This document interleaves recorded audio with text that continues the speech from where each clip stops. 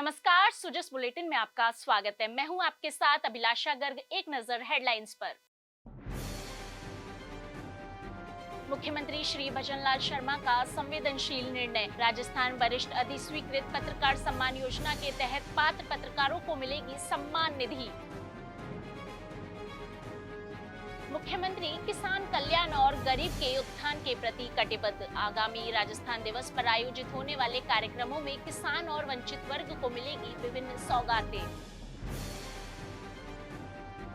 मुख्यमंत्री के नेतृत्व में भ्रष्टाचार के खिलाफ जीरो टॉलरेंस की नीति से हो रही अनुशासनात्मक कार्यवाही। 5 प्रकरणों में 7 अधिकारियों के विरुद्ध की अभियोजन स्वीकृति प्रदान। मुख्यमंत्री श्री भजनलाल शर्मा ने आवेदनकर्ता पात्र 18 पत्रकारों को सूचना एवं जनसंपर्क विभाग की विभागीय समिति की अनुशंसा के बाद राजस्थान वरिष्ठ अधिस्वीकृत पत्रकार सम्मान योजना का लाभ देते हुए उनकी सम्मान निधि प्रारंभ किए जाने को मंजूरी प्रदान की है। आपको बता दें कि योजना के तहत पात्र पत्रकारों को प्रति माह 15,000 रुपए सम्मान निधि प्रदान की जाती है। 60 वर्ष की आयु से अधिक जिन कुल 18 वरिष्ठ पत्रकारों को यह सम्मान निधि मंजूर की गई है, उनमें 2 दिवंगत पत्रकारों की सम्मान निधि प्रति माह उनकी पत्नियों को आधी राशि नियमानुसार प्रदान की जाएगी। मुख्यमंत्री श्री भजनलाल शर्मा ने कहा कि आगामी राजस्थान दिवस 30 मार्च 2025 चैत्र शुक्ल प्रतिपदा के उपलक्ष्य में आयोजित होने वाले वृहद कार्यक्रमों में प्रदेश के किसान एवं वंचित वर्ग को राज्य सरकार विभिन्न योजनाओं से लाभान्वित करेगी। उन्होंने कहा कि आपनो अग्रणी राजस्थान की परिकल्पना को साकार करने के लिए राज्य सरकार महत्वपूर्ण योजनाओं को सुशासन के जरिए धरातल पर उतार रही है। श्री शर्मा ने कहा कि केंद्र एवं राज्य सरकार की योजनाओं से प्रदेश का किसान वर्ग लाभान्वित हो रहा है। राजस्थान दिवस पर आयोजित होने वाले कार्यक्रमों के तहत प्रदेश के अन्नदाता को और अधिक सशक्त बनाने के लिए किसान उत्पादक संगठनों के 3 दिवसीय मेले व प्रदर्शनी का आयोजन 28 मार्च से 30 मार्च के मध्य किया जाएगा। यह आयोजन एफपीओ के लिए बाजार संपर्क, ब्रांड निर्माण, बिक्री संवर्धन और क्षमता विकास को मजबूत बनाने तथा एफपीओ को अपने उत्पादों को प्रदर्शित करने और बेचने के लिए एक बाजार भी प्रदान करेगा। साथ ही किसान कल्याण से संबंधित विभिन्न योजनाओं के अंतर्गत अनुदान हस्तांतरण किया जाएगा। मुख्यमंत्री ने कहा कि प्रदेश के गांव ढाणी के अंतिम छोर पर बैठे जरूरतमंद व्यक्ति के उत्थान के लिए राज्य सरकार निरंतर प्रयासरत है। राजस्थान दिवस पर आयोजित होने वाले कार्यक्रमों की श्रृंखला में दिव्यांगजनों को सहायक उपकरणों का वितरण, निर्माण श्रमिकों को राशि हस्तांतरण, स्वामित्व योजना के तहत पट्टा वितरण, डेयरी बूथ आवंटन, विद्युत चलित चाक का वितरण किया जाएगा। उन्होंने कहा कि विभिन्न जन कल्याणकारी योजनाओं के दिशा निर्देश भी जारी किए जाएंगे। इसी कड़ी में मुख्यमंत्री श्री भजनलाल शर्मा ने कहा कि आगामी राजस्थान दिवस को लेकर राज्य सरकार बड़े स्तर पर प्रदेश के विभिन्न वर्गों के लिए कार्यक्रम आयोजित करेगी। उन्होंने कहा कि हमारी सरकार सुशासन के जरिए विकसित राजस्थान के लक्ष्य को हासिल करने के लिए युवा, किसान, महिला और गरीब वर्ग को विभिन्न सौगातें देगी। श्री शर्मा ने कहा कि राजस्थान के युवाओं के सरकारी नौकरियों में रोजगार के सपने को साकार करते हुए रोजगार उत्सव का आयोजन किया जाएगा, जिसमें युवाओं को नियुक्ति पत्र प्रदान किए जाएंगे। जिला मुख्यालयों पर रोजगार मेला भी आयोजित किया जाएगा। उन्होंने कहा कि स्किल नीति और युवा नीति भी लाई जाएगी, जिससे युवाओं के सपने साकार हो सकेंगे। सभी जिला मुख्यालयों पर रन फॉर फिट राजस्थान का आयोजन होगा। मुख्यमंत्री ने कहा कि राज्य सरकार महिला सशक्तिकरण के लिए पूर्ण प्रतिबद्धता से अहम निर्णय ले रही है। राजस्थान दिवस के उपलक्ष्य पर आयोजित होने वाले कार्यक्रमों की कड़ी में महिला वर्ग को भी विभिन्न योजनाओं के तहत लाभान्वित किया जाएगा। उन्होंने कहा कि लाडो प्रोत्साहन योजना के तहत डीबीटी की जाएगी और महिला समूह को सीआईएफ राशि का हस्तांतरण भी किया जाएगा। साथ ही विवेकानंद स्कॉलरशिप योजना के तहत राशि का हस्तांतरण और कालीबाई भील योजना के अंतर्गत स्कूटी वितरण किया जाएगा। मुख्यमंत्री श्री भजनलाल शर्मा के नेतृत्व में राज्य सरकार आमजन को संवेदनशील, पारदर्शी और भ्रष्टाचार मुक्त सुशासन देने के लिए प्रतिबद्ध है। इसी क्रम में मुख्यमंत्री ने राज्य सेवा के अधिकारियों के विरुद्ध अनुशासनात्मक कार्रवाई एवं अभियोजन स्वीकृति के विचाराधीन 13 प्रकरणों का निस्तारण किया। मुख्यमंत्री ने एक प्रकरण में सेवानिवृत्त अधिकारी की पेंशन रोकने तथा 3 प्रकरणों में सेवारत अधिकारियों के विरुद्ध सीसीए नियम 16 के अंतर्गत वार्षिक वेतन वृद्धि रोकने का निर्णय किया। साथ ही उन्होंने भ्रष्टाचार निवारण संशोधन अधिनियम 2018 के अंतर्गत प्रस्तुत 5 प्रकरणों में 7 अधिकारियों के विरुद्ध अभियोजन स्वीकृति भी प्रदान की। श्री शर्मा ने सेवानिवृत्त अधिकारियों के विरुद्ध संचालित 3 प्रकरणों में दोष सिद्धि के जांच निष्कर्ष का अनुमोदन किया। वहीं एक अधिकारी को सीसीए नियम 23 में परिनिंदा के दंड से बरी किया।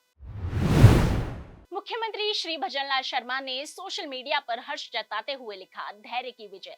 भारतीय मूल की अंतरिक्ष यात्री सुनीता विलियम्स ने अंतरिक्ष में 9 महीने रहकर धैर्य, साहस और दृढ़ संकल्प का परिचय दिया है।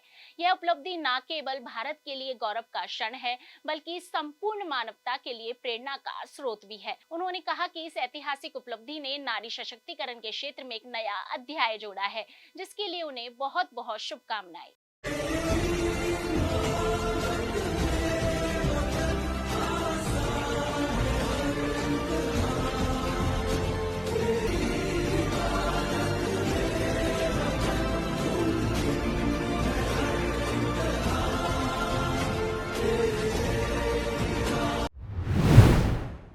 राजस्थान विधानसभा के तृतीय सत्र में आज भी सवाल जवाब का दौर जारी रहा।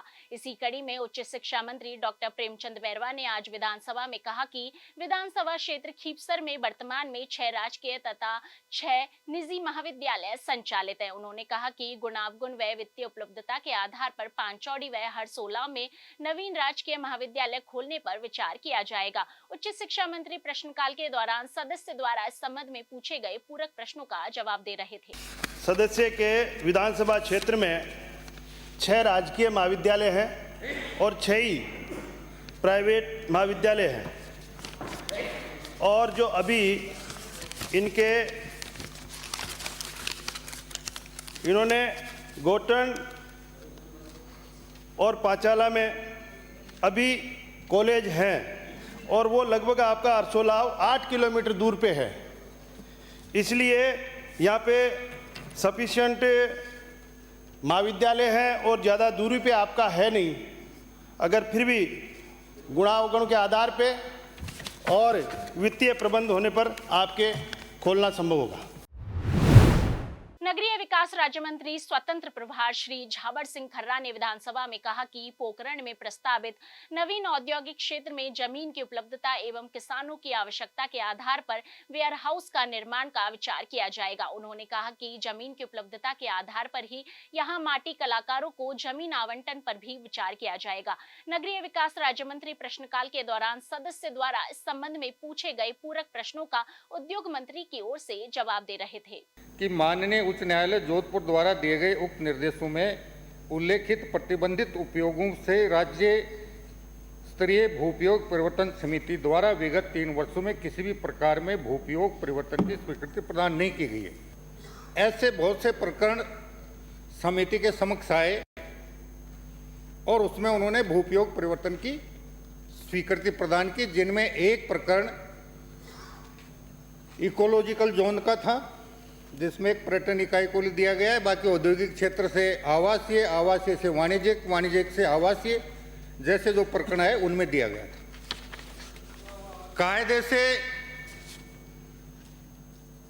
कोई भी कॉलोनी बिना स्वीकृति के नहीं काटी जा सकती है। अगर कोई गोदाम से वेयर हाउस से आवासीय भू परिवर्तन हुआ है और माननीय विधायक महोदय के संज्ञान में अगर कोई इस प्रकार का प्रकरण है,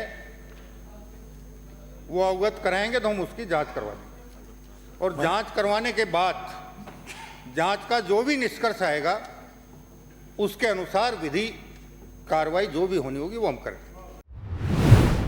राजस्थान राज्य पथ परिवहन निगम द्वारा खाटू श्याम जी मेले में यात्रियों की सुविधा के लिए लगभग 250 मेला स्पेशल बसें संचालित कर प्रदेश की जनता को यात्रा सुविधा प्रदान की गई। निगम द्वारा 7 से 11 मार्च तक 3.92 लाख किलोमीटर बसों का संचालन कर 220.57 लाख रुपए का राजस्व अर्जित किया गया। इस अवधि में निगम द्वारा लगभग 2.80 लाख यात्रियों को यात्रा सुविधा प्रदान की गई। आपको बता दें कि गत वर्ष निगम द्वारा लगभग 3.40 लाख किलोमीटर संचालन कर 185.10 लाख रुपए का राजस्व अर्जित कर 1.92 लाख यात्रियों को यात्रा सुविधा उपलब्ध करवाई गई थी।